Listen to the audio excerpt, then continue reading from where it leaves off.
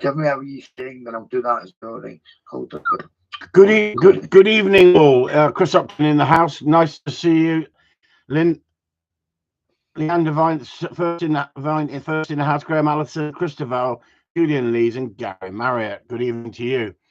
I have a special guest tonight. He'll be ready in a minute. He's just putting his kilt on. He will be with us in a minute. How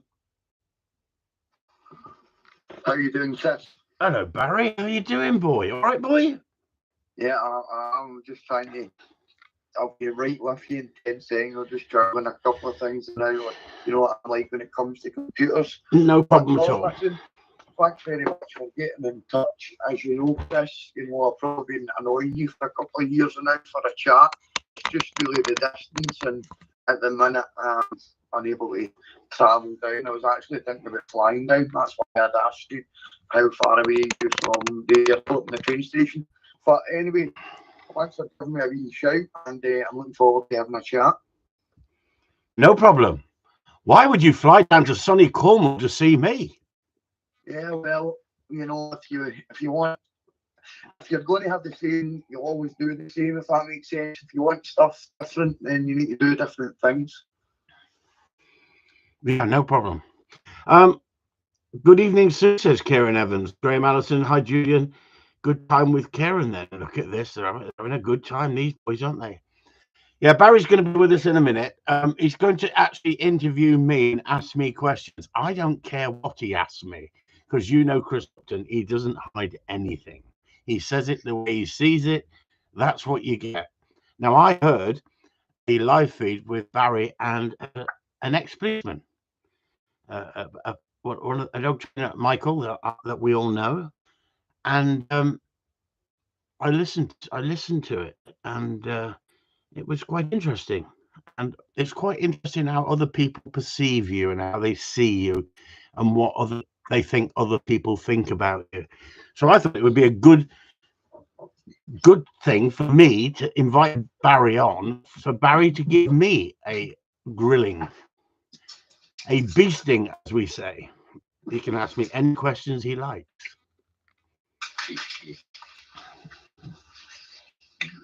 Brilliant. Just let me know when we can start, Chris, and we'll get going. As long as you've got a deep fried Mars bar with you, and you've got a kind of iron brew, you're ready to shoot. Yeah, listen, that's the second time about being Scottish, make it the last, big fella. What do they call it? No, great. So, just like any good story, Chris, if we can, I understand we've only got an hour, but if we can I jump back to the start, and I'll try and speak a bit slower so people can understand my accent. And I would just like to know, what was your first gun dog, what kind, and what piqued your interest in getting into the gun dogs? My children, really. I bought myself a spaniel because when I was a kid, I had a spaniel. My parents, Dad went to prison, and I got shipped off to Plymouth to my uncles and grandmas, and I did 3 months with my grandma and 3 months with my uncle. So technically, it was me getting a prison sentence as well as my dad.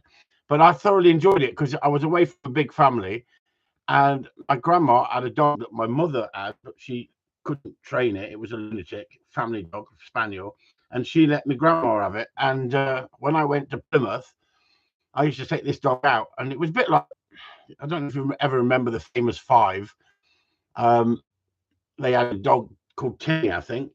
And at the end of the day, as a youth, as a young kid, I was young. I was only 10, I think, at the time. I fell in love with this spaniel. It was my best friend, and I used to go out in the woods with him. And I wasn't into gun dogs. I wasn't into shooting. It was just a family pet that had been moved on, reowned, because he was a pain in the arse. And he was treated like shit, even with my grandparents, not being nasty. I just didn't know how to handle him. He was just so full of drive. But he just listened to me. We just gelled. We just got on with each other. And that's what made me decide, when I got my kids, that we'd get the kids a dog. Then it turned into a hobby.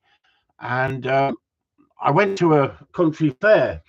And I was sitting on this bank with the dog and the kids and my missus, and we were watching these so-called competition people with their dogs, these spaniels.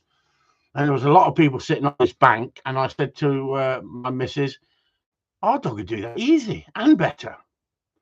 And the kids were having a laugh and watching it, and we were just having a general chat. Someone in front of me turned around and said, if you think you know what you're doing, mate, why don't you bring the freaking dog?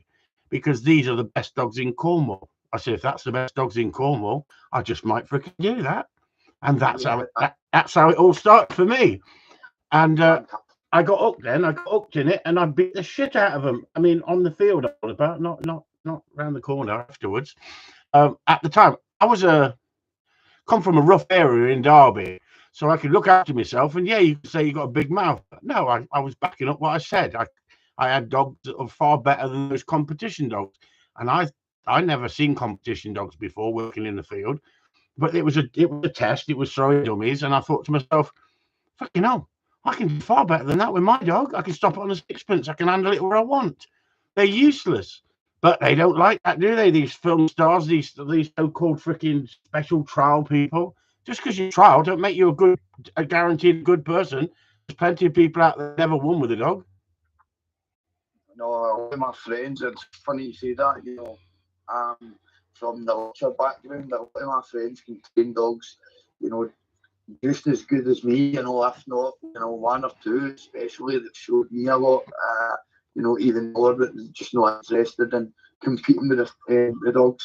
So, jumping back to yourself then, Chris, so you've had a wee look, you know, you've said to yourself, you know, I think I can beat these guys. What was your first competition dog? Was it that Spaniel?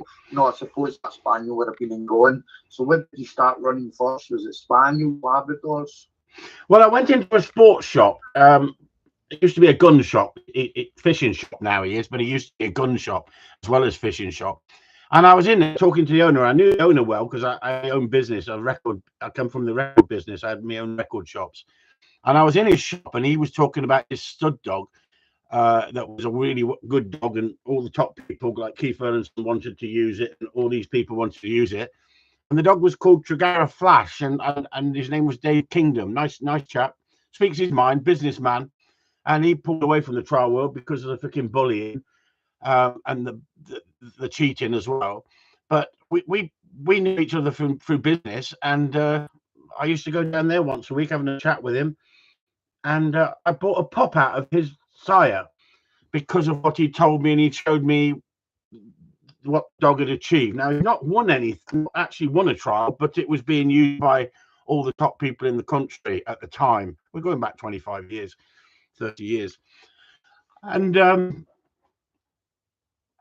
that's what made me go out and buy a pup, because there was another guy in that shop who was a gun dog person who was into trialing, and he was into shooting as well.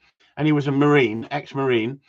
And he said, I've got a dog for sale if you want to buy one. I'll take you on the park. I'll take you down the field and show you what it's like if you want to buy it. So he took me down the field, and I'd never seen a free card trick. I don't know if you call it a free card trick in Scotland. You know what you mean with the dummies, one to the left, one to the right, one behind. Yeah, so he put the dog out on the park, and he threw the three out, and said, which one do you want me to get? And I was impressed with that, Barry, because I had not done it at the time.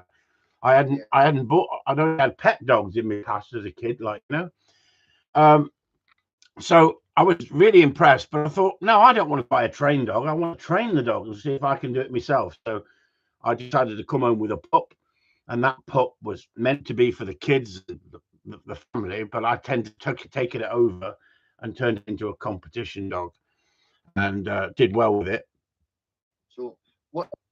You know, surely there must have been a wee glitch, you know, a wee thing in your mind or something that just twigged. You know, when did you realise, you know, you had a talent, you know, not just for training the dogs, but, you know, for training people.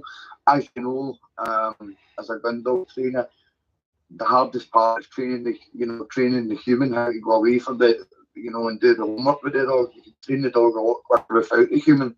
When did you realise, you know, that you got act for this, you know, your talent?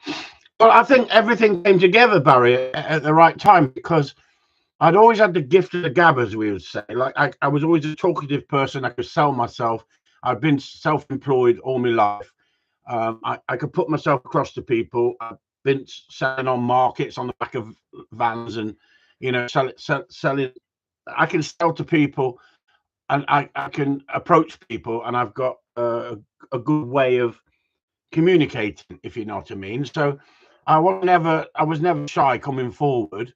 Uh, I've done a lot of sports. I did rugby, and I never quite reached the top. And I did county badminton, but I never quite reached the top. And then I got into the dog, and I found the dog training, and I found it so easy and so enjoyable. And I had success so quick. It just happened like overnight, really, from a hobby into like, wow, this is unbelievable. And then I won with 3 dogs in 3 years, and it's like everything. When you start off with something, you're passionate about it. You want to get another dog and another dog, and you can overdog if you're not careful. But I had 5 dogs, and within 5 years, I had 5 field trial winners in my kennel. That takes some doing, Barry. So doesn't it have? I'll tell you something. It's a lot rolls off the tongue. 5 field trial winners in the kennel. The time, the money, the heartache that gets into that, that's a great achievement, for anybody listening, for anyone listening, and to think, oh, well, Chris has just got 5 field trial winners in the kennel there, it's a very, very, very hard thing to be doing, It's even harder, Barry, when you've bred some of those dogs yourself, not all of them, but I won with a bitch, I won with a dog, I then bred them, then won with that, so I was starting to make a good name for myself. In the Gundog world, and that's why I'm known right through the Gundog world all those years ago, and that's why I've got a lot of respect from the Gundog world, because I went out there and did it. So it's all right. You can say to someone, okay, I'm a dog trainer, but have you proved yourself?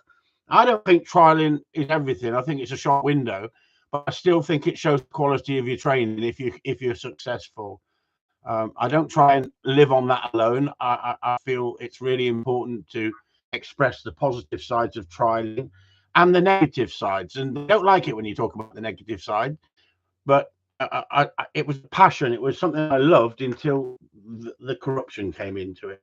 And then, so before we skip by that, can I ask you, when you got your first award, would you say, boom, that was you, never hooked, that's you zoned in, that feeling of getting your first award? I wonder what it felt like to get your first win. Would you say that was you, boom, this is what I'm doing? Would you say that it is addictive? I think that first award you picked up, whether it was a certificate of merit or or in a test or a trial, if you've never won anything with a dog, then that means as much as perhaps a winning competition. Until you get there, you don't know. But I do remember winning my first competition and picking up the phone and phoning home and saying, I've done it, I've won. And I've travelled all the way to London to do it. I was chuffed as chuffed could be. But the more wins you get, Barry, the less addictive I think the winning is. I think you become sort of driven because you want success.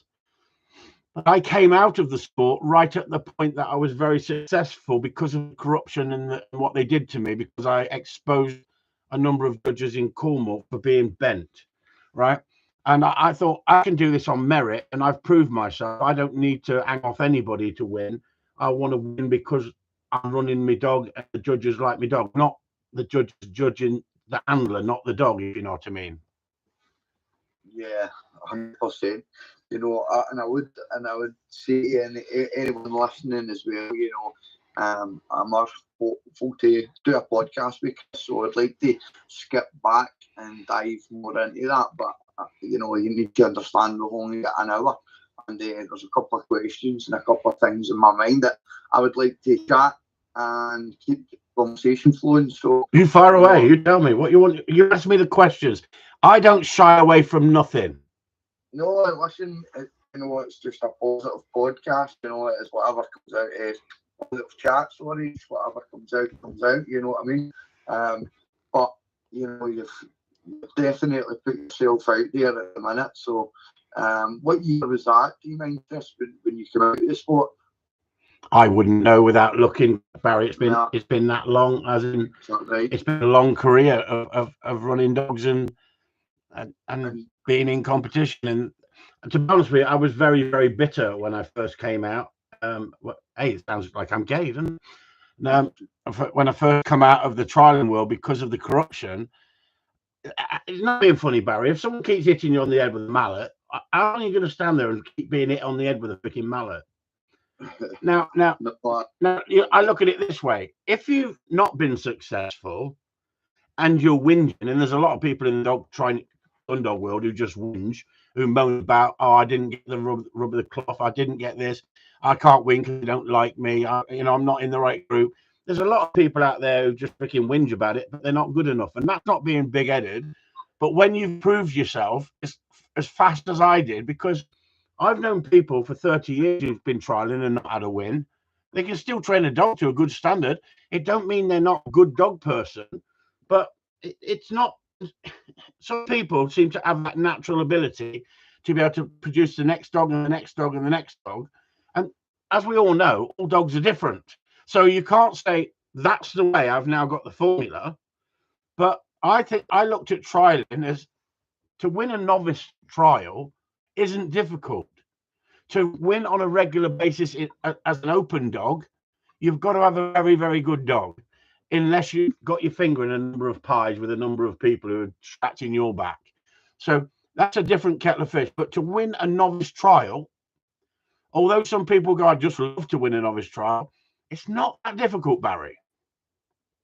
No, well, it just depends how, if you've got the right dog, I suppose, and if you've got the right amount of time, and if you've got the right access, and you're training the right way.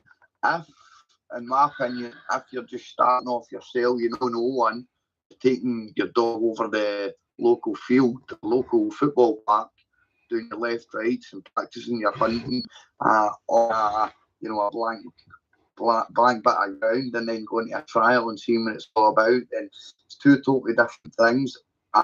And I think you would agree as well, trialing dogs and dogs in the beating line or picking up, the only difference is a lot more polish, but these trialing dogs won't last as long as a beating dog, which will, use its stamina all day, learn to pace itself. I've seen some cracking dogs, and I'm sure you have yourself, just shoots really well trained, as you say, trialing doesn't mean you've got the best dog, you need to remember there's 15 losers and only one winner, you know what I mean? I agree with you a little bit, Barry, but I look at it this way. It doesn't have to be a field trial champion just to win. It doesn't matter how good you are, because the good breeding normally produces good stock. I know so many people have just bought a dog, a young pup, it's got noise, they had to get rid of it, they get another one, that got noise, because they're buying from freaking rubbish. They're buying from people who are dishonest. At the end of the day, there's so many dogs out there that have got faults, and they're still running them in competition. They shouldn't be running them. If everybody was in the same playing field and everyone was being totally honest, then I've done this, what I achieved on a shoestring, right? When I was running my business, I used to shoot over my own dog. I think that makes hell of a difference, Barry, myself. I think it makes hell of a difference if you're a shooting man. If you're not a shooting man and you don't take your dog out and you don't shoot over it, how can you give it the experience that a shooting man can? But all my winning dogs worked in the beating line, and they worked in the picking up line as well, Barry. That's unusual. Is that right, Chris? I'm telling you, yeah. That's that divides, opinion as well. A lot of people say, don't do this, don't take your dog beating, don't take your dog picking up, don't do this, don't do that. Sometimes I do feel myself like, if you've got a dog for competition, you're restricting, a lot of the things, I would like to go beating, but I can't take the dog, or you want to go picking up, but you don't want to waste your dog. And sometimes, I'm not 100%, committed to trialing or anything, but I really love it. I've got a passion, just for watching the dogs that are trained to that standard. But I'm starting to get invited to shoots and things like that, and I'm actually seeing the enjoyable side. We've got a couple of dogs here retired that, they're very well trained, but you know, I find myself sitting smiling when I see them working, you know, and doing what they were bred for, and I'm saying, you know, it's a different world, to be fair. It's a different world, Barry, when you live up north and you access the rabbits, and you don't need to take them on a shoot, because you have to protect them on a shoot. Don't get me wrong. I'm not saying I let the dogs do what they want. I used to train them to hunt tight, turn with very little whistle, stop on a flush, not go till told. You know, in the picking up line, it's fantastic for training a dog, for giving the dog experience. But you've got to know how to train them and how to school them to do that. You know, if you just throw your dog in the deep end, I always say to people, everybody wants to go in the beating line, or they want to go picking up, and they want to pick up as many birds as they can. No, you don't. You want to pick up the birds that are in front of you that need picking, but there's no need to be greedy. I've seen so many people wanting to pick everything in front of them, and they just turn the dog into an idiot. But because they haven't trained it right in the first place. If you train it right in the first place, you don't have that problem. Our members are on here; they're all talking with each other, but they'll say, at the end of the day, their dogs on the shoot are an asset, because people want them to come back because they do a brilliant job. They've got brilliant control over them. Do you still shoot over your dogs at the minute, Chris? Yeah, I shoot over my dogs. Yeah. So when, you know, just trying, a lot of people, some people might not have, you know, the access or being able to do that, but would you say bringing a young dog through its training, getting its first hunt, flush, you know, you shoot it, and the dog, you know, makes a nice job of it retrieved, is, after all these years, does that still make the hairs in the back of your neck stand up? Does that still give you, you know, well, that to me, you know, I love that. But what about yourself? Does that still give you the same buzz now as it did 30 years ago? Well, I had a mini stroke, and last year, 2 years ago, and I'm recovering. But I didn't do very much at all this year, and the weather's been crap as well. But I've really missed it, because I've always had a gun to shoot over dogs, whether they're customers' dogs or my dogs. To compete with the top people in the country on a regular basis. I don't mean just have a lucky win out of 30 runs.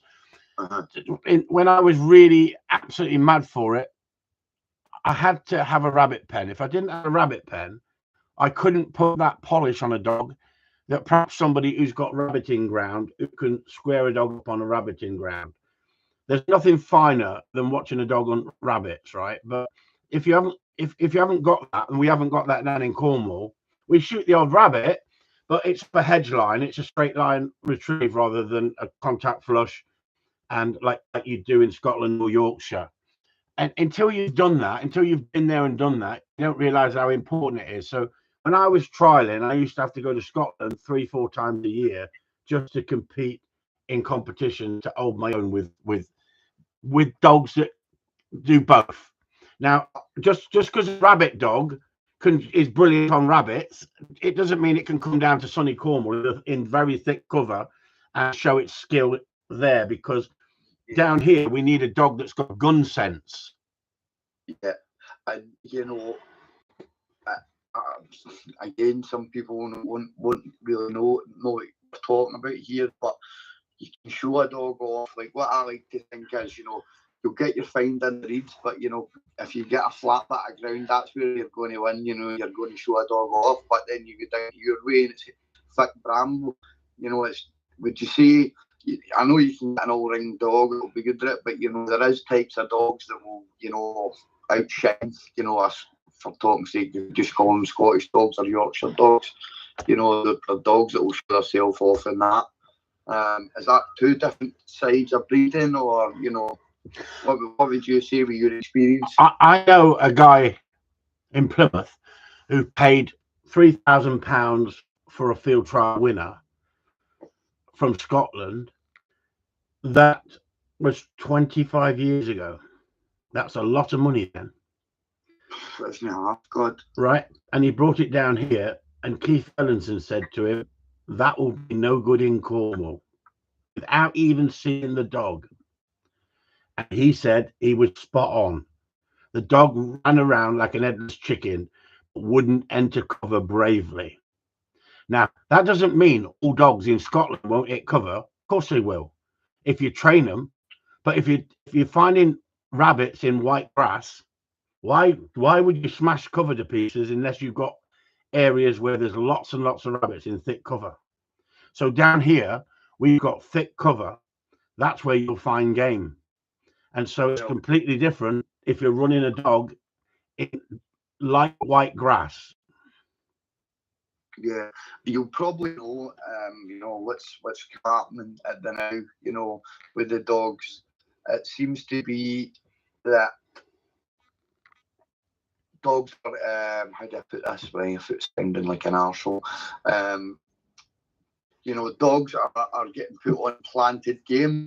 And I just the other day, I was speaking to one of the, a very accomplished handler, just say for Ireland, and he says, it's at the minute, it was good to see at the championship that the judges and the British Championship were actually judging a dog, that was looking for a game and telling, being able to tell the difference between a dog looking for a hunted game.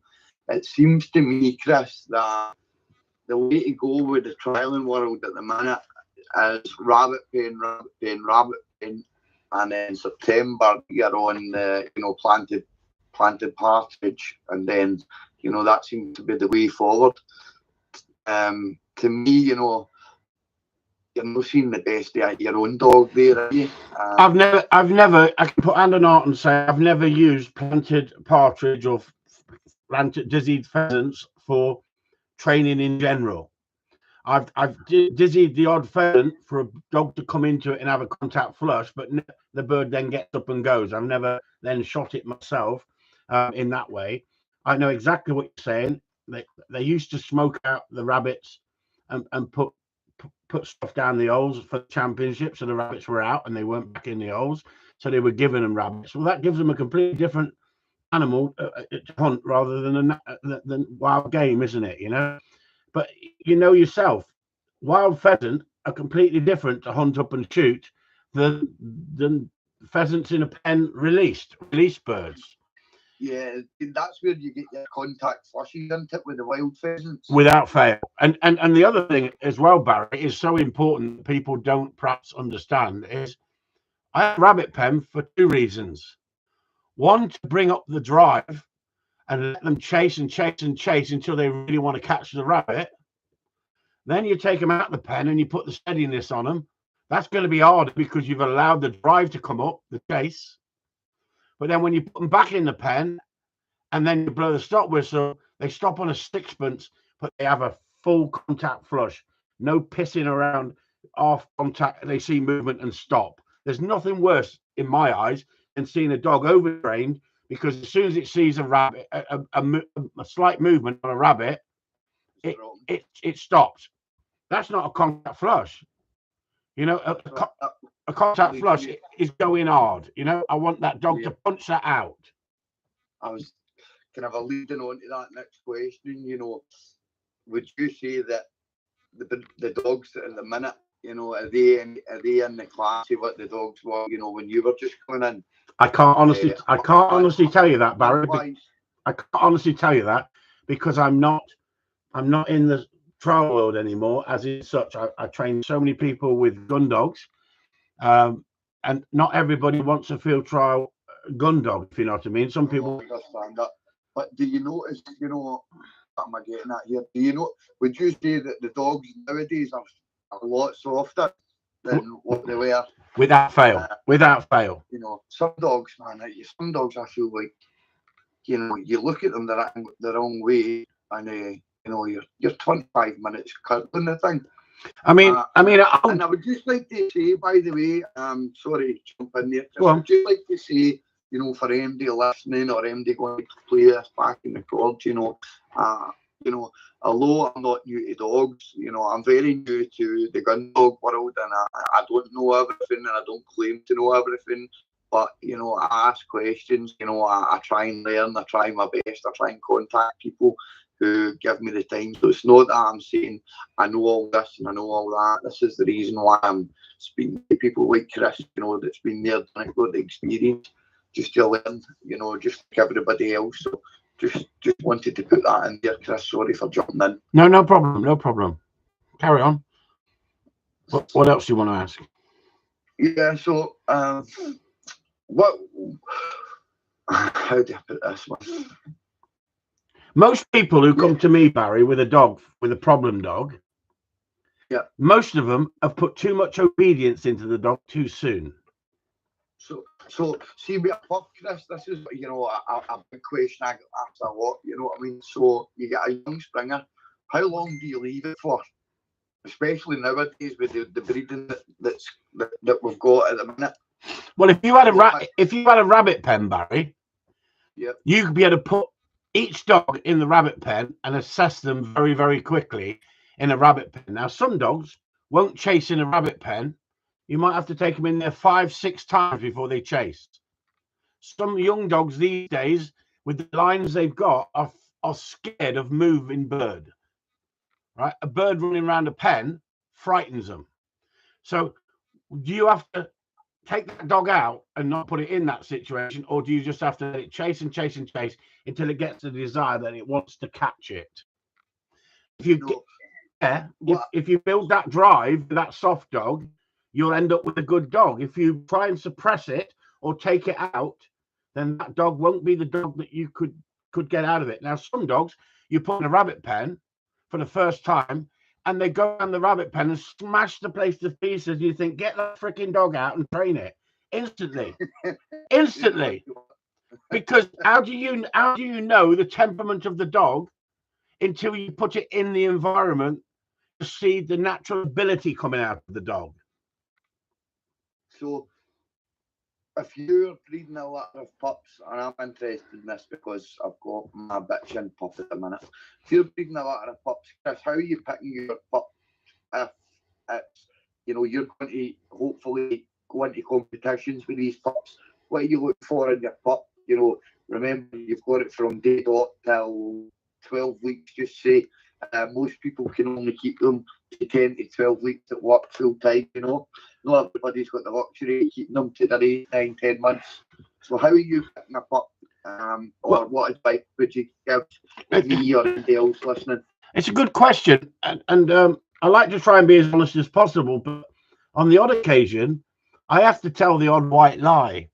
And if I get a litter of pups and there's one there with a nice liver head, I have got a preference. I like a nice solid head. I like the body to be white. I'm not worried about, you know, it's got liver or black on it, but I like the body, the head to be solid color, whether it's black or whether it's white.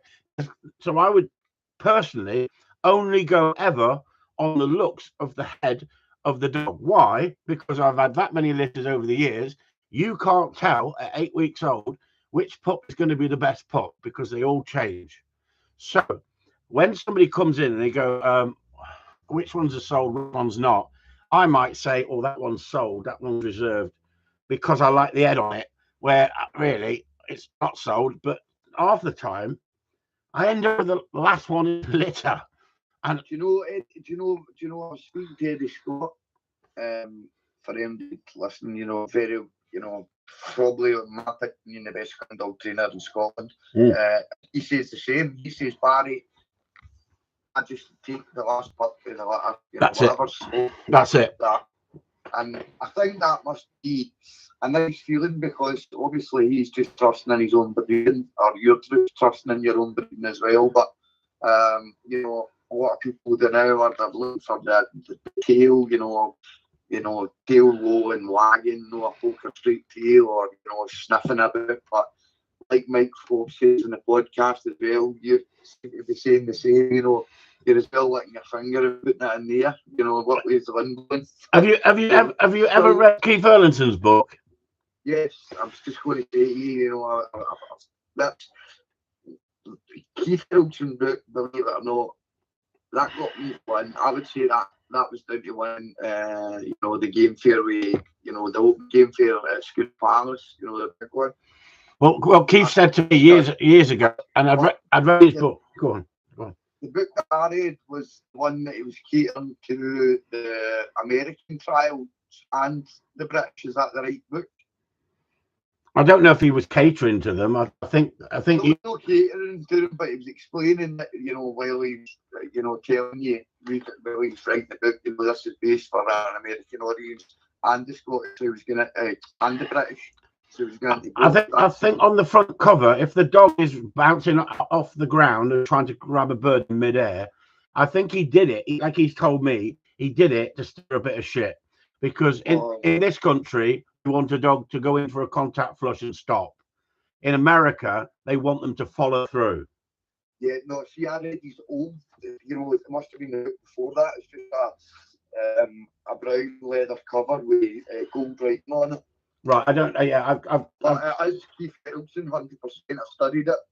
Yeah, but Keith said in his first book, the first book I ever read before I even talked to him, and when I went up there and I used to spend time, he explained it in the book, but he explained it to me that he used to get people turn up with a whole, old-fashioned sheep freaking trailer with a litter of dogs in there, and he used to let them all out at 10 months of age, let them run around the field, and he could see straight away which one he wanted to keep, right, at 10 months old. And he was dead right, because they all change. You have a litter of pups, and you think, oh, I'm going to keep the big one, or I'm going to keep the small one, because he's having to fight for his food and survive, and so he's going to be full of himself eventually. Or you think, I'll pick the quiet one, and then the quiet one gets nailed by the big-headed puppy, and then the quiet one becomes a freaking bully. So they all change in that period of 6 to 12 weeks. You could pick a pup at 6 weeks, and it ain't the same pup at 12 weeks. The environment plays a massive influence, and it depends how you bring them up. Are they socialized? Are they not socialized? It's really important that you don't take a dog from a litter too soon. But the longer you can keep them, the more you can assess them. So I've done it every way that I can think of. Kept the whole litter, decided to then keep that one at 12 months of age and sell the rest on, or train a few of them on and keep the best one that's trained up best. I could not tell you at 8 weeks old which is going to be the best dog in that litter. I can't tell you. It's impossible. I really like that question, because you speak to a lot of top boys and they've got similar answers, but they all do, they've all wee clips and they all do something different. Like Andy Flat, he used to send me dogs up, strict instructions, Barry, do not hunt the dog, train the dog, takes about 8 months, 9 months, send it back down to me, and then that's when he take it on. That basically he was just wanting to socialise, used to the doors, the buses, people clapping it, in and out the door, you know what I mean? Did he want you to have it retrieving? Yeah, no, I would just train it along like it was my own dog, you know what I mean? Yeah, but what I'm saying is, you said he didn't want it to go hunting. I understand that, but he wanted to be retrieving, wouldn't he? Yep, 6-day retrieve, recall, drop to shot. We had a guy here last week, Barry, for a lesson, right? He turned up with this dog, and he said he went to a trainer, and the trainer said, go hunting with it, but don't do any retrieving. I mean, there's people out there just ripping people off, giving terrible advice. Then he's got a dog that doesn't want to retrieve, but wants to go off hunting on its own. Oh God, I just thought of something there that's quite good. Hopefully I understand. What about that then, Chris? Moving on, just to put the cat amongst the pigeons. I've just seen on Facebook there, people are cracking up and they're writing all that stuff about all these, pop-up gun dog trainers. You must see it yourself. It's been an absolute explosion. I mean, God, I need to watch what I'm saying, but a fucking explosion. You know what I mean? Yeah, without fail, yeah. It used to be, Barry. It used to be. People can be trained fuck all. Yeah, but it used to be, because before we had media, the internet, right? People would, if you were a gun dog trainer, you had a website, or you were a gun dog trainer, and it was word of mouth through what you've achieved and what in the area you go on shoots. Then people used to pass on information to other people saying, I bought this dog from Chris Upton, and then somebody else would come to you. So it was word of mouth, a lot of it. these days, there are so many overnight trainers that they've done nothing and they're on the internet touting themselves as I've got my kennel and I've got my own Gundog lines and I've got my own AFIX and I got this and I got that. And each to their own, I'd say. Everyone's got to earn a living, perhaps, but I wouldn't pretend to be a bricklayer. I wouldn't pretend to be freaking a Freemason of any good standard. And yet I have to build everything myself. Why? Because I'm a Gundog trainer and I enjoy what I do. And the lifestyle I have has got its real good points, but it's also got its sacrifices as well. You know, I could pay somebody to do the work in the yard, build the kennels, or do whatever I want building wise. I enjoy doing it all. I'm a bit of an odd job man compared to a specialist, except for Gundogs, and that's where I can stick to being a Gundog trainer and not taking in people's problem pets. Well, it's like myself, you know, I do dive in and out of training dogs now and again.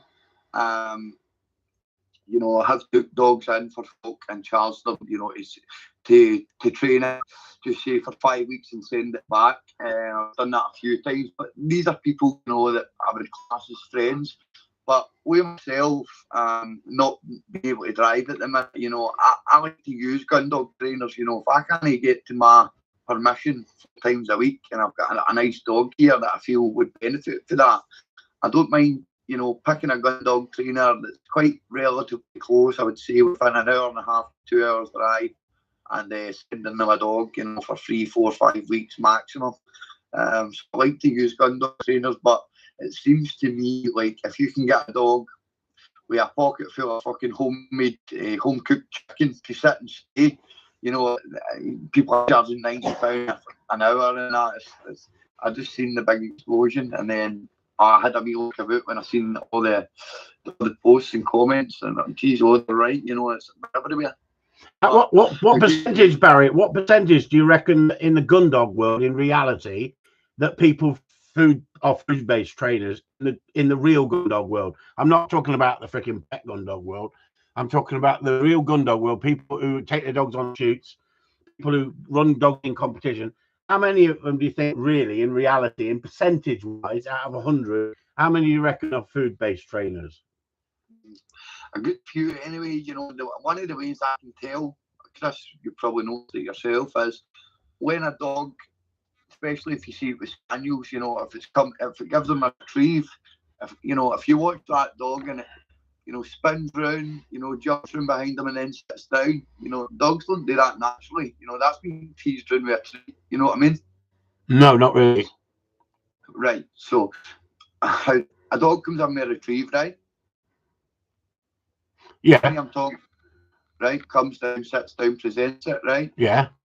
And you see the dog then circling round the back, and it does that wee jump thing, then sits down. You never notice that? No, I accept you can train a dog to do that with a treat, but what I'm saying is, in percentage-wise, I mean, Karen's just said on here 2%.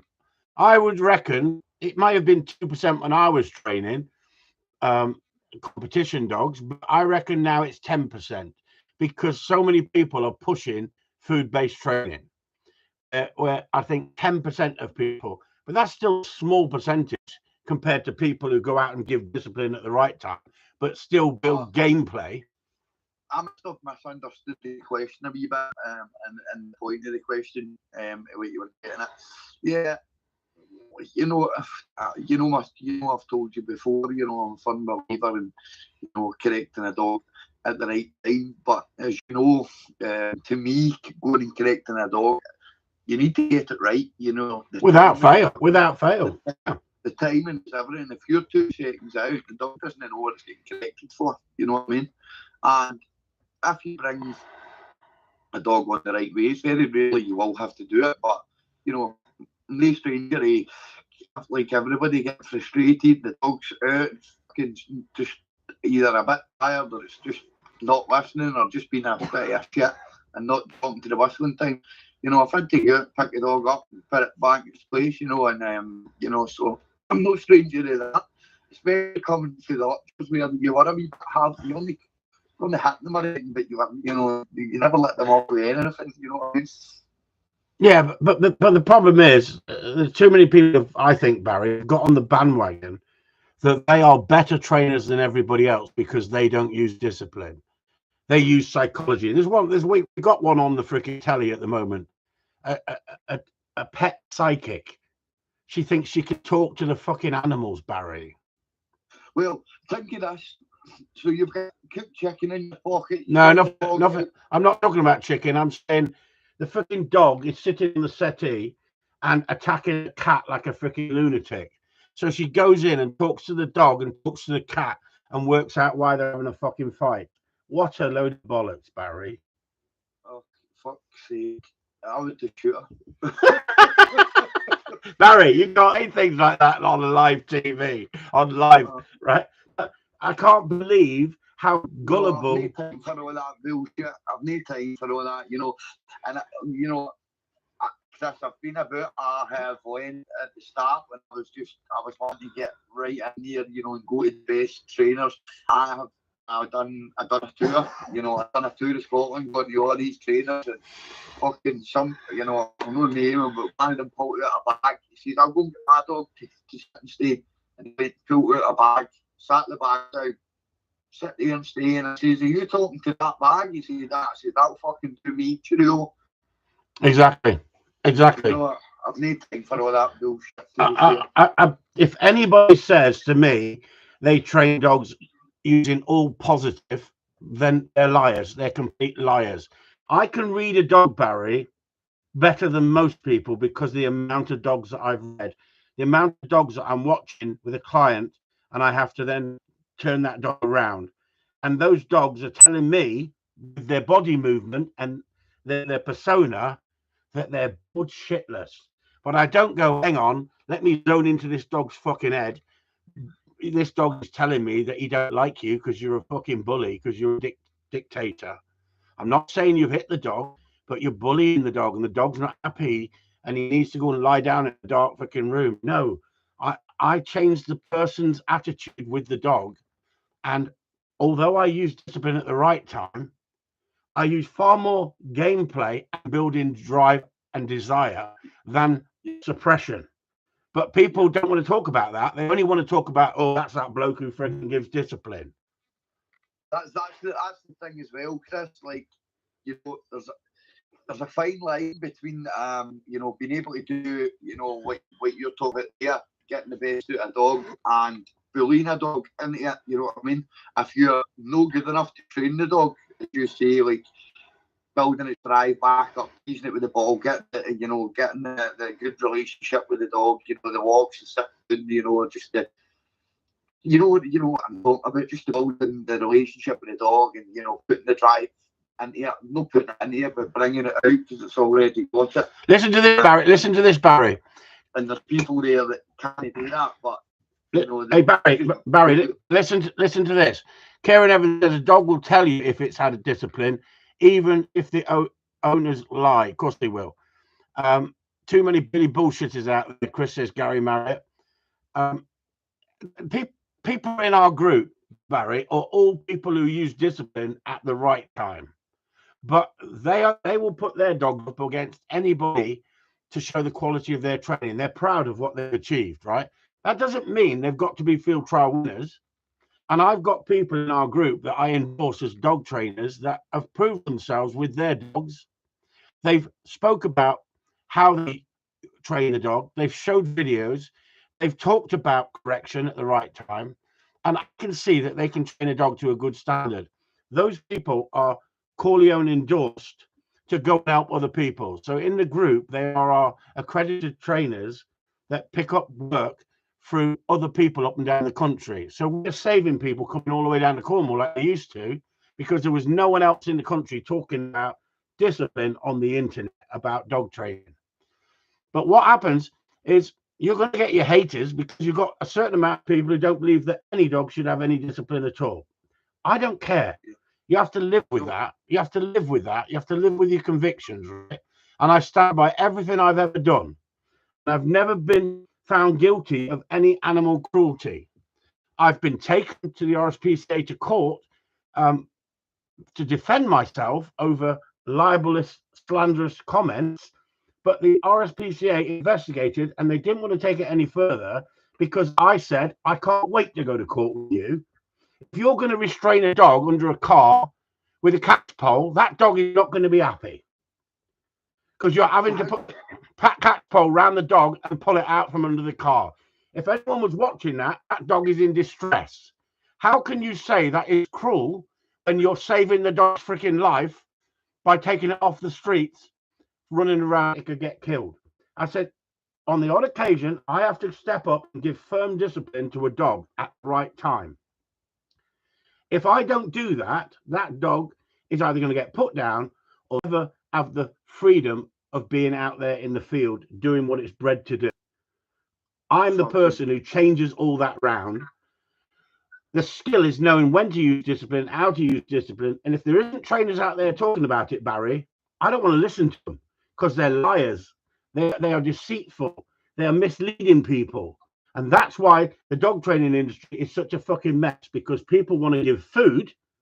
They want to give love and affection. And if love and affection and food work, Barry, I'd be the first one doing it. I'm not saying no food at all. You can use it sparingly, but it's knowing when to use it and how to use it to gain the dogs to gain the betterment of your training. Yeah, you can refer back to the Keith Edelson book, you know, why use it basically all the time, you know, if you can help a dog through a problem by using the odd here and there, okay, but, you know, you need to be assessing the dog and using your brain, and that's the way the world now, Chris, and I hate it, absolutely hate it. Everybody is terrified. That's why so many usual suspects that post videos of dogs, everybody is absolutely shiting themselves because the dog will get judged, or they'll get judged, or there's that many people ready to shoot you down. I just hate it. Let's just say, Barry, let's just say that you've got a situation where someone is that fucking lazy they can't let the dog out, and they're living in an high-rise flat, and the dog shits on the balcony or it shits in the carpet in the front room, right? And it shits because they're too lazy to get the dog out and take it for a freaking walk and let it have a place to shit, right? So they then bring in this dog psychic and say, I want the dog to stop shitting on the carpet. Can you have a word with it? So the dog psychic looks at the dog and sends a message in its head to the dog and says, please don't shit on the carpet. Do you honestly think that's going to work? It's the world's gone fucking mad. The world's gone mad. I don't want to run out of time before asking you the next question. So go for it, Barry. You've got another 8 minutes. Yeah, so you know, two things anyway, but something with surely in your heart, Chris, do you wish you could go back and compete? No, not in the slightest. Not one bit. No, that's a shame. Why is it a shame? Why is it a shame? Because obviously you're a talented gun dog trainer, Chris, you know, and but what difference does that make? I know plenty of talented gun dog trainers that have never entered competition. Yeah, but the way I like, you know, how am I ever going to see your dog, you know, personally, you know, rather than bumping into in a trial, you know, and you know, and wait, you know, while you're waiting to run a dog and having the odd chat, watching you behind you, you know, just say for dog's sake, you're 13, I'm 11, I'm backing up, you know, I can be right in behind you watching things like that. That's why it's a shame. Let me tell you this, Barry. Let me just not ashamed that I'm going to try for you. I just think it's a shame that you know, you know, a handler like yourself, you know, nobody's ever going to learn or experience watching you, you know, bringing a dog through, and you know, and you remember, well, you don't need to remember, you're only running a dog for just say 20 minutes, half an hour, you know, the other 6 hours you're standing about speaking, you know, that's what I'm talking about. But is a trial dog a shooting dog? Is it really a shooting dog? Now, don't get me wrong, if the guys who can train a trial dog to a very good standard, those dogs make beautiful shooting dogs. But the people who are just playing the system and can only freaking control a dog for about 15 minutes before it starts to pull them all over the place, they don't know how to train a fucking dog. Yeah, well, you know, as you know, I've got a wee bit of rabbit grun, you know, up in the country, and I had one of my mates out. And it's funny you say that, because a test will last, I don't know, 10 minutes, so it's 5 minutes to keep my dog under control or whatever, because half the time it's sitting on its arse during the run, and we're hunting the dog along, going night, pulling a wee bit, and then boom, it was fucking off. And when I mean off, it was fucking fields away. I've seen Barry. I've seen over the time, right? I've been in the trial line waiting to have me run, and the people in the trial line are absolutely shitting themselves. They haven't even fucking took the dog off the lead yet, and they're going, "There's birds everywhere. There's birds everywhere today." I'm thinking, "Fucking great! That's what I want. Birds everywhere." I don't want a blank run. I don't want a fucking blank run, Barry, and run for fucking 3/4 an hour under both judges and don't get a bird in the air, because you're not going to win the trial. I want as much game as possible in front of my dog, and people are scared of them. People are scared because they keep the dog too tight, and the birds are running ahead all the freaking time. And I've seen it, and they said, "Oh, the birds are just running ahead all the time." And I thought, well, let the fucking dog go. Let it up, and it's a backwind. Let the dog go out and cut the birds off and work them back to the guns. Then I'm getting very, very frustrated with that. I'm going to start. I think I'm going to start running my dogs in England, because out of the 13 runs that I completed this year, I've had 8 blank runs. 8 blank runs, and imagine the money you've had to spend and the travelling, hotels, fuel, a day off work, for a blank run. 2 blank runs, and that's what I mean. Like blank run under one judge, blank run under the other. So we can't get an award. And I was doing, you know, obviously I write it down when I come home, and I'm like, that's just, I just can't be doing that, you know, next season. But I don't know. I'm contemplating just taking a season off. I would be trialing and maybe I'll run an odd test this year, because I enjoy the tests, just catch up with everybody. But I've got a couple of young dogs, and Barry, just give us a second. I know a lot of people have been asking questions on here, and I'm trying to talk to Barry, and I would ask you. I'm not able to. No, hang on. I would read them out to Barry to ask. Anybody who wants to ask Barry a question, type your question now at the bottom here. Karen's asking for something to read out, but Barry was talking, and I can't read it out when he's talking. So if you've got a question for Barry, feel free to type now, and I'll actually read them back to Barry and tell him what you said. Because Karen said, read my question, start from you say never and one underneath. I don't know, he's put that many messages. I don't know where. So what I'm saying, we've only got three minutes left. Anybody wants to ask Barry a question about his trialing, about what he's done, feel free. I mean, I'm sure he'll answer the questions. I'll just read them out for you if anybody wants that. I've enjoyed tonight because I enjoy talking to other dog people who have been into competition, and they know what it's like out there. There's nothing worse than running in a trial, traveling all that way and having 2 blank runs with a good dog, because it don't matter how good your dog is, you ain't gonna win it on the day if you've got 2 blank runs. It's as simple as that. But I've been trialing, and I've seen them change the ground for the film stars, and yet everybody else have shit ground with no birds. And then when the freaking film star comes in, they change the ground and they get freaking they get birds in the air. That's what sometimes you win the trial. You could say it's luck. No, it's not. To change the ground completely for a film star is doing the film star a favor. Everybody should have a fair playing field. Everybody should have enough birds to get them in the air, to show the dog's skill, to show the steadiness, to show the contact flush. Someone was talking on here earlier about birds taking off and being volunteer birds. And you're right. You know, birds in a competition, if you want to win that competition easily with your dog, you need a contact flush, really. A good contact flush. The dog stops, watches the bird away, they shoot it, you send the dog, and you don't have to handle it. They'll go straight to it, straight back. That's what you're looking for. A dog that bounces out a rabbit, watches it away, and then takes the line out to the rabbit. That's another thing. It only comes with experience.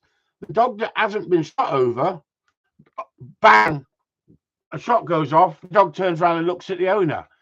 Doesn't even know where to freaking go when the owner says get out. So you're up shit creek. You're having to handle the dog. There's a lot more skill into running competition, and get the dog ready for competition. And to be successful in competition, like Barry says, it's not easy. You've got to have some luck. Luck plays its part, but you make your own luck with how much work you put in, and the time, the effort, the money you spend, the commitment. People don't realize, to be successful on a regular basis in competition, you've got to be better than everyone else. You can't be as good as everybody else. And when I say everybody, I mean a high percentage, because you're going to get people out there who are brilliant dog trainers. They're winning on a regular basis. People think, oh, it's all corruption. It's not all corruption, but a lot of it is who you know, who you're in with, who's judging. And I don't like that side of it. So that's why I said, Barry, when you asked me that question, do you miss it? I don't miss that. I enjoy working with genuine gun dog people like you, most of you here. Although some of you are running dogs in competition, I like the fact that the average shooting person, the average person who works their dog on a shoot, works their dog shooting over their dog, are a nicer bunch of people. There's less jealousy, backstabbing, and that's just life, isn't it? That is just life. So I want to thank Barry for coming in today and asking the questions. It's not easy. Barry's put it up there. Everything outdoors. I'm here. Look, he's on there. Look, if anyone wants to contact Barry, Barry's got his own group. He's got. He's just thrown everybody off. Barry, just tell him why you've thrown a load of people off who you don't know off your Facebook. Hello? Are you there, Barry? Do you hear me? Yeah, I know. I just you know what it's like when you've got a bit of a following. I was just sitting upstairs there, and I was like 1,500. I don't know 1,500 people, and I don't talk to fucking 10. You know what I mean? You know what I mean? I choose who I spend my time with wisely, and so I was just sitting deleting, removing absolutely it. I didn't know you,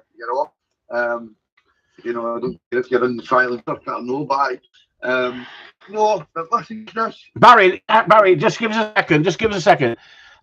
Could everybody on here, there's 36 of you on here at the moment, could you tell me, because you're getting some great listens, Barry, people are saying, thank you, Barry, great listen tonight. Could you tell me whether you understood Barry tonight? Because when he was speaking to Michael Ems the other day, it started off in English, and the two of them freaking suddenly went into deep Scottish, didn't they? And I freaking tell you, it was freaking hard work, because I think put two Scotsmen in a room together and their lingo becomes real Scottish, where I think he's trying to moderate himself so he can get across the border so you boys and girls can understand him. So what you've got here, Barry, you've got great tonight. Tonight's been great. Thanks very much. You've got people coming in. I have to concentrate, says Tracy, but they've understood you eventually. Yes, I understood it, says Gary Marriott, and he's from Leicester, so if he can freaking understand you, because I can't understand him in Leicester, to be honest with you. Brilliant. No, listen, I appreciate this, because, I need to get my accent right. I need to speak a bit slower, especially for my next podcast, which I'm really looking forward to, and I'll give you a wee exclusive. So I've agreed with Adrian Slater from Corleone Gundogs. Oh yeah. To have a sit down and So you want to ask Adrian about treat training then? I see he's putting a few videos of treat training up at the moment. He didn't used to. I need to, you need to remember, I've just started doing this off the cuff, at lockdown, it's something I'm interested in. I'm just interested in, gun dogs in general. I want to know everything, I want to learn everything, and nobody else is doing it, so I'll just go and do it myself, kind of thing. Have you spoke to Andy Cullen lately? Yeah, well, he messaged me. It's funny, he messaged me earlier on saying thanks for the message. Is he okay? Is he okay? Because I know he wasn't very well, was he? Yeah, I just, as I say, I just a text saying thanks for asking after him. Good. Me and the rest as well. So I think he's going back to doing his 1-to-1s in March. Good. He's posted, so no, I just sent him a message. I don't need to call him already. It's like his phone will be probably ringing off the hook. Yeah, exactly. Yeah. It's quite a shock, really, because Andy's quite a fit lad, isn't he? And his past history, what he used to do for a living. I mean, quite a fit lad, wasn't he? Yeah, but stress is a killer, and I know Andy does. Yeah, this and is and people don't and realise, do they? I would think he'll have a lot of stress as well. MD Gundog world has got stress. I know that's one thing I've learned. But no, thanks for the opportunity again. Just gutted when I jumped into the last question, but there's always another time. Well, go, far away with your last question. And if they all clear off, they clear off. There's 23 here. If you want to ask the last question, because it's got to be something to do with sex, because I'm a sex therapist as well, don't you? Yeah, you're always talking about sex. Your wee Wally's going to fall off if you keep playing with it. No, because I think it was something to do with because I'm dyslexic. I think that it's got sex in it, isn't it? No, what I was going to say is, that must have, although you went to court and you won your court case, that must have cost you an absolute fortune, and clients proving yourself right. How did that come about, Chris? Because I remember when I was just getting into the Gundogs, you were the one, to watch. You just typed in Gundogs and up you came. Do you know what, Barry? Do you know what was wonderful about that? People say that I'm a bit like Marmite. You either like me or don't like me. People just tell everybody that, and I don't know if that is the case. There is a certain amount of people out there who are not proper, genuine Gundog people. They might not like me.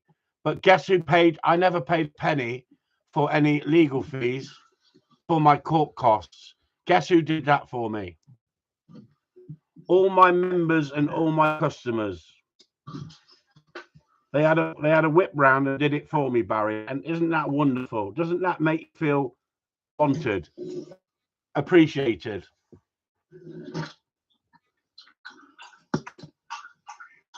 Yeah, you there, Chris? Yeah. Yeah, you just went a wee bit wonky there. Yeah, no, did you hear me? Yeah, I heard that. I heard most of it. Was just there when he says, "Isn't that you broke?" Yeah, no problem. Yeah. Karen says, read mine from before. I think you'll like the explanation. Where? What do you want me to? No, Come on, Susan, read it out. A dog will tell you if he's had discipline, even if they only lies. You say you never punished him for making shit accidents after accidents. And why, when I take poo in the kitchen, does your dog show apprehension and fear? Your dog's told me. Exactly. The dog knows he hasn't pooped, but yet he still shows that fear and apprehension because you punished him and your timing was totally out. You taught him poop on floor bad. Yep, I agree. Thanks, Barry. I really appreciate that. And thanks. We got 30 people still in the house, so they must have thought it was worth listening to. Because, when I go off on one and start talking about sex, Barry, they'll fuck off home. Yeah, Susie, yours must be like a fucking chapata. Take it easy, Barry. Nice chatting to you. You'd be a good politician dodging that question, but I'll catch you next time. Big fella, goodbye. I didn't dodge it. You were making fucking omelette or something in the background. I went to the state like a faggot. Ah, there we went. He went downstairs to like a faggot. That's how interested he was, everyone. How about that, eh? I made him that nervous. He's freaking chain smoking now. Yeah, right. Good night, Barry. Nice chatting to you, boy. Take it easy. Good night. Bye. Good night. So there you go. That was Barry, and he's been chain smoking in the background. And he went downstairs for a fag. After asking me the question, I answered it as best I could. I like it when we've got guests on, and I like the fact on the occasion we have somebody on here who can give their side. I've tried to get Karen Evans on here, but he's never freaking available. He's always having to freaking do something. I've tried to get him on here. He talks enough on here, doesn't he? I mean, I keep seeing his name come up and up and up and up, but I try to get him on for a live feed, and he's just freaking not available. And yet, freaking our squirrel man, hangs around with him. And Ailey. I saw him with Jules. Yeah, he was out there freaking training with Jules. Hey. So anyway, anybody who does want to come on, who's in the group, who would like to have an hour's conversation, feel free, because you can ask me any questions you like. Like I said, I'm now a sex guidance counsellor as well, as a dog psychiatrist, as well as a dog psychic. Psychic. I know. Karen said, let's do it next week. I'll book it in now for it. Oh, here we go. You'll have the freaking kids in the background. You'll have Ailey freaking throwing a freaking dildo around. We'll all freaking be laughing our freaking bollocks off, won't we? Yeah, no problem. Because you've obviously said quite a bit tonight, and I'd like you to answer some questions and ask me some questions. And it's good to talk. I think it's good to talk. And on the odd occasion, well, freaking most of the time, innit, I talk such shit on here because I think, what am I going to talk about tonight? Well, I had a subject to talk about tonight, and we'll have to save that for another night. But I had a subject, and I thought, I saw Barry's comments about deleting people in his group who don't really talk to him. Well, you would be amazed how many people contact me and ask for a friend request. And like Barry said on his feed, I just look at their feed, and if they got dogs or they got friends who are dog people, then I tend to let them in. I'm not hiding anything. But when it comes to freaking like they're not be bothered to talk, they're not be able to have any communication, well, I just don't even know they're there really. They're watching me. They may be spies in a camp, but everything I do is I stand by. And so what you get is what you get, a freaking lunatic. And if you keep following a lunatic and he's still there every week and you still keep following him, then you must be a lunatic as well. So we've got 30 lunatics in here because I don't know why you haven't switched off and gone home. Susan said the lunatics have left the asylum because she knows I like Pink Floyd. The lunatics are in the park, and we know that, don't we, everybody? The lunatics are on the grass. The ones with no freaking lead, their dog comes running across to you, they're calling it fluffy, and they got some freaking cheese in a bag, and the dog's taking no freaking notice at all. But as soon as I talk about them people, I'm a freaking villain. So I'm going to be the pantomime villain, and I don't give a shit. I don't give a shit. Don't go looking for it. I speak mind, but I haven't got time to talk about. You've got to go to bed. You've got to look after your partner, and you can't be saying when they're in bed, going, "Come to bed, darling, come to bed." I can't. I'm listening to Upton. I'm listening to idiot bollocks on the freaking internet. So we'll save that for another night. But I've got so much inside my head, and some days it flows, and other days I think, "Oh, that was a shit show." And we all have shit shows. So bollocks you all. Thanks for tuning in. Night, everyone. Thanks, Chris, Sue, and Barry. Let's do this next week. I'll book in. There you go, Karen. Wouldn't it be nice for booking it in for Karen? Who fancies listening to Karen next week? Just say yes or no. If we get 5 no's, we won't let him in. If we get 5 yeses, we will. How about that? There's 24 people in here. Graham Allison, Tracy Dodds, all they're over. Hey, look at this, eh? Karen. Abenoff, oh, the girl, look, Cecil, Susan, yes, as well, and a love heart. She's giving you a love heart as well. She has, oh, lovely. Look at that, you're in. Karen, put your best suit on and frigging wind it in and get your sensible head on. I do not want you turning up. No, honestly, Karen, see you next week. Clean your teeth. Catch you all later. Good night, all. I can't. I have to switch this thing off. Oh, yeah, you press the button.